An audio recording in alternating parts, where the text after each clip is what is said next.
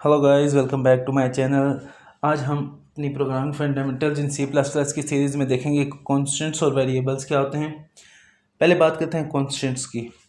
Constants कुछ ऐसी fixed value होती हैं हमारी प्रोग्रामिंग लैंग्वेज के अंदर, जिसको हम प्रोग्राम जब हमारा एग्जीक्यूट हो रहा होता है वो कभी भी चेंज नहीं होती। ठीक है, कॉन्स्टेंट्स हमारे नंबर भी हो सकते हैं, कोई भी हमारा नेचुरल नंबर हो सकता है, और उसको हम उसके बाद हमारे करैक्टर्स हो सकते हैं। करैक्टर्स जो हमारे पास ये जिस तरह आपको नज़र आ रहा होगा एस है, ठीक है, यहाँ पे एग्जांपल दी हुई है। करैक्टर्स भी हो सकते हैं, उसके बाद स्ट्रिंग्स भी हो सकते हैं। स्ट्रिंग्स और करैक्टर्स में एक डिफरेंस है हमारी सी प्लस प्लस की लैंग्वेज में कि करैक्टर हमेशा एक सिंगल कोट्स के अंदर लिखा जाता है, और जो हमारा स्ट्रिंग है वो हमेशा डबल कोट्स के अंदर लिखा जाता है। नेक्स्ट हम बात करते हैं वेरिएबल्स की। वेरिएबल्स कुछ एक नेम्ड मेमोरी लोकेशन होते हैं डाटा को स्टोर करने के लिए। ठीक है, अब वेरिएबल्स बेसिकली कुछ जब हमारे पास एक बैकएंड पे मेमोरी होती है जैसे रैम होगी, तो उसमें जो हमारे पास मल्टीपल मेमोरी लोकेशंस होती हैं। अब उसमें से स्पेसिफिक मेमोरी लोकेशन को अगर हमें यूज़ करना है तो हम वेरिएबल्स बनाते हैं। वेरिएबल्स बेसिकली क्या होता है कि उस स्पेसिफिक मेमोरी लोकेशन का एक नाम होता है। तो जब हम एक स्पेसिफिक मेमोरी लोकेशन को नेम दे देते हैं तो वो एक वेरिएबल बन जाता है। उसके बाद जो वेरिएबल्स हैं उसके अंदर हमारे जो वैल्यूज़ हैं, प्रोग्राम जब एग्जीक्यूट हो रहा होता है उसके दौरान ये वैल्यूज़ चेंज हो जाती हैं। ठीक है, कॉन्स्टेंट्स हमारे चेंज नहीं होते, लेकिन वेरिएबल्स की वैल्यूज़ हमेशा चेंज हो सकती हैं। उसके बाद ये जो है ना, इसको वेरिएबल्स के अंदर हम डिफरेंट डाटा टाइप्स का डाटा स्टोर कर सकते हैं। हमारे पास डिफरेंट डाटा टाइप्स होती हैं जो अगली वीडियो में हम डिस्कस करेंगे कि डिफरेंट डाटा टाइप्स क्या होती हैं और उनका डाटा हम वेरिएबल्स में कैसे स्टोर करते हैं। नेक्स्ट आते हैं हमारे पास कुछ रूल्स। वेरिएबल्स के नेम लिखने के लिए जो है ना, कुछ सी प्लस प्लस के रूल्स हैं, इनको हमें मस्ट फॉलो करना होता है कि अगर हम इनको फॉलो नहीं करेंगे तो हमारे पास सिंटैक्स एरर आ जाता है। पहला रूल ये है कि must start with a letter और अंडरस्कोर, कि जब भी हम प्रोग्रामिंग कर रहे होंगे या वेरिएबल बना रहे होंगे, तो हम जब वेरिएबल को नेम दे रहे होंगे तो वो हमेशा या लेटर से स्टार्ट हो सकता है, लेटर्स हमारे ए टू जी कुछ भी हो सकते हैं, या फिर अंडरस्कोर से। इसके अलावा किसी भी चीज़ से हमारा वेरिएबल का नेम स्टार्ट नहीं हो सकता। नेक्स्ट हमारे पास आता है कि हम हमारे वेरिएबल के अंदर क्या क्या इंक्लूड हो सकता है। लेटर्स वो कैपिटल भी हो सकते हैं, स्मॉल भी हो सकते हैं, डिजिट्स 0 से 9 तक, और अंडरस्कोर। उसके बाद हमारे पास है केस सेंसिटिव, कि हमारे जो वेरिएबल नेम्स हैं, हमारे जो सी प्लस प्लस लैंग्वेज है ये केस सेंसिटिव लैंग्वेज है। केस सेंसिटिव का मतलब ये होता है कि ये कैपिटल लेटर्स और स्मॉल लेटर्स को डिफरेंट समझती है, कि अगर आप इसको कैपिटल लेटर्स लिखेंगे तो वो डिफरेंट कंसिडर करेगी, स्मॉल लेटर्स लिखेंगे तो वो डिफरेंट कंसिडर करेगी। जैसे एग्जांपल हमारे पास यहाँ पर देखिए, एस सम की एग्जांपल है कि सम अगर फुल कैपिटल होगा, एस यू एम तीनों कैपिटल होंगे तो ये डिफरेंट है। अगर एस कैपिटल होगा, यू एम स्मॉल होगा तो ये भी डिफरेंट है, और एस यू एम तीनों स्मॉल होंगे तो ये इन दोनों से, पिछले दोनों से डिफरेंट होगा। तो उसके बाद हमारे पास आता है कि हम स्पेशल सिंबल्स जो भी हैं उनको हम वेरिएबल के नेम्स के अंदर यूज़ नहीं कर सकते। जैसे डॉलर का साइन हो गया, @ हैश टैग, बेशुमार और भी हमारे स्पेशल कैरेक्टर्स होते हैं। फिर हम स्पेसिस और कोमास, ये दो चीज़ें भी यूज़ नहीं कर सकते वेरिएबल्स के नेम के अंदर। कोमास यूज़ करेंगे तो वो एक नया वेरिएबल एक नया डिक्लेयर हो जाएगा, और अगर स्पेसिस यूज़ करेंगे तो वहाँ पे सिंटैक्स एरर दे देगा। और लास्ट में हमारे पास रिजर्व वर्ड्स जैसे मैंने आपको पिछली वीडियोस में बताया था, कुछ कीवर्ड्स होते हैं जो एक स्पेसिफिक पर्पस के लिए रिजर्व हो जाते हैं, उनको रिजर्व वर्ड्स कहते हैं। तो ये भी वेरिएबल के नेम्स के लिए यूज़ नहीं हो सकते। नेक्स्ट हम चलते हैं अपने एडिटर की तरफ, और वहाँ पे देखते हैं कि इन रूल्स को अगर हम फॉलो ना करें तो हमारे पास एरर आता है कि नहीं आता। तो हम अपने एडिटर की तरफ आ गए हैं। तो इसमें सबसे पहले मैंने यहाँ पे एक छोटा सा कोड लिखा हुआ है। इसमें अब ये इंट क्या है और हम वेरिएबल को किस तरीके से आउटपुट शो करेंगे, ये चीज़ें हम नेक्स्ट वीडियो में मैं आपको डिटेल में समझाऊंगा। फ़िलहाल हम ये देखेंगे कि वेरिएबल की नेमिंग हम कैसे करते हैं। तो सबसे पहले हमने एक एक्स वेरिएबल बना दिया है जिसके अंदर 8 वैल्यू मैंने स्टोर करा ली। ये इंटीजर टाइप का वेरिएबल है जिसमें इंटीजर स्टोर होता है और इसको मैंने आउटपुट में शो करा दी है। तो इसको हम कंपाइलर रन करते हैं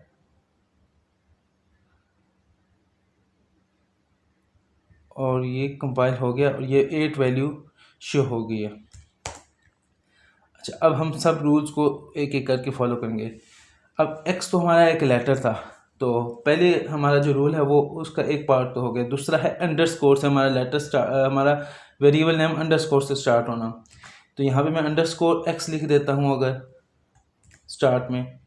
तो अब मैं इस कोड को रन करूँगा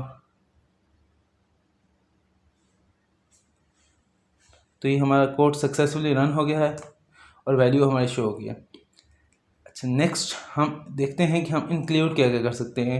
लेटर्स, डिजिट्स, अंडरस्कोर। तो मैं डिजिट्स और ये इन तीनों का मिक्स एक वेरिएबल बना देता हूँ,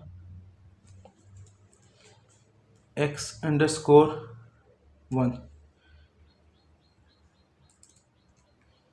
x_1।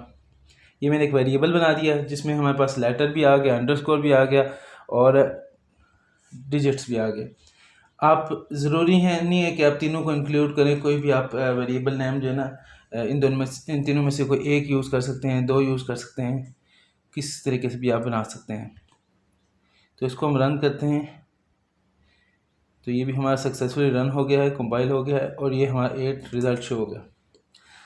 नेक्स्ट हमारे पास आता है केस सेंसिटिव, कि अगर हमारे पास वेरिएबल्स मुख्तलिफ सेम नेम के सेम वेरिएबल्स हों लेकिन उसमें जो हमारे पास अपर लेटर्स लोअर लेटर्स डिफरेंट हों, तो तब हमारे पास जो वेरिएबल नेम होगा वो डिफरेंट कंसिडर होगा, वेरिएबल डिफरेंट कंसिडर होगा। तो एक मैंने वेरिएबल बनाया था, यहाँ पे मैं बना देता हूँ सम कैपिटल में और एक मैं बना देता हूँ स्मॉल में, इस एस कैपिटल रखे यूएम स्मॉल में। तो इसको मैं वैल्यू स्टोर कर देता हूँ 10। अब यहाँ पे मैं सबसे पहले कैपिटल वाले सम को प्रिंट करके चेक करता हूँ कि ये प्रिंट होता है, ये एरर देता है। तो ये हमारे पास आउटपुट में शो इसने करा दिया।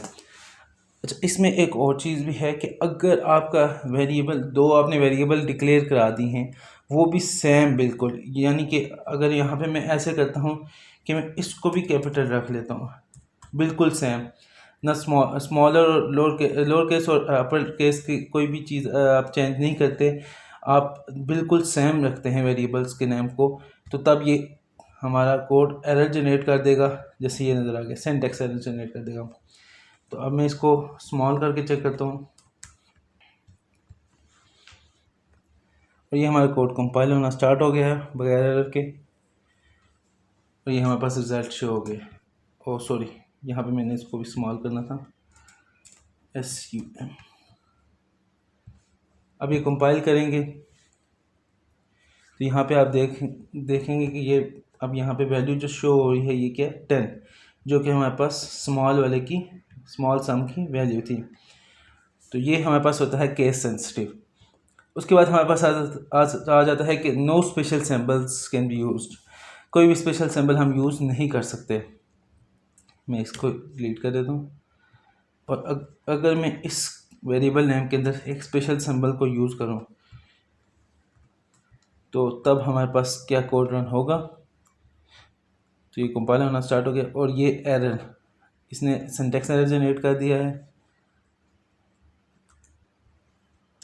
तो मैं इसको रिमूव कर सकता हूँ। तो इसमें हमारे पास कोई भी स्पेशल सिंबल यूज़ नहीं हो सकता। नेक्स्ट हमारे पास है कि कोई भी स्पेस या कोमास को यूज़ नहीं कर सकते। अगर मैं यहाँ पे एक स्पेस डाल देता हूँ तो तब चेक करते हैं, तो इस स्पेस पे भी इसने एरर जनरेट कर दिया है और अगर कोमास डाल दें तो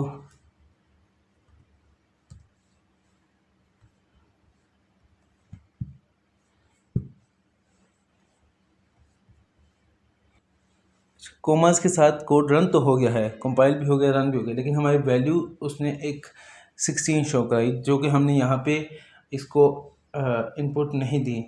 तो वो 16 वैल्यू क्या थी, एक गार्बेज वैल्यू थी। गार्बेज वैल्यू क्या होती है, गार्बेज वैल्यू एक स्पेसिफिक वैल्यू, कोई भी वैल्यू होती है जो हमारे वेरिएबल्स के अंदर ऑटोमेटिकली स्टोर हो जाती है अगर हम उसके अंदर कोई वैल्यू स्टोर ना करें।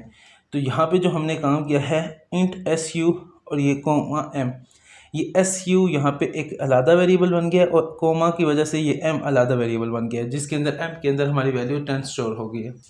और यहाँ इसी तरह यहाँ पे भी सी आउट के अंदर भी हमारे पास एस यू और एम दोनों की वैल्यू डायरेक्ट उसने आउटपुट में शो करा दी है, जिसकी वजह से हमारे एक पास एक गार्बेज वैल्यू आ गई है।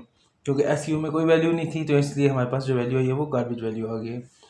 तो कोमास के साथ हमारा सिंटेक्स एरर तो नहीं आता लेकिन लॉजिकल एरर आ जाता है, क्योंकि ये कोमास को हम यूज़ करते हैं जब हम मल्टीपल वेरिएबल्स को सेम लाइन में डिक्लेयर करा रहे हों, तो हम वेरिएबल नेम्स को सेपरेशन के लिए कोमास यूज़ करते हैं।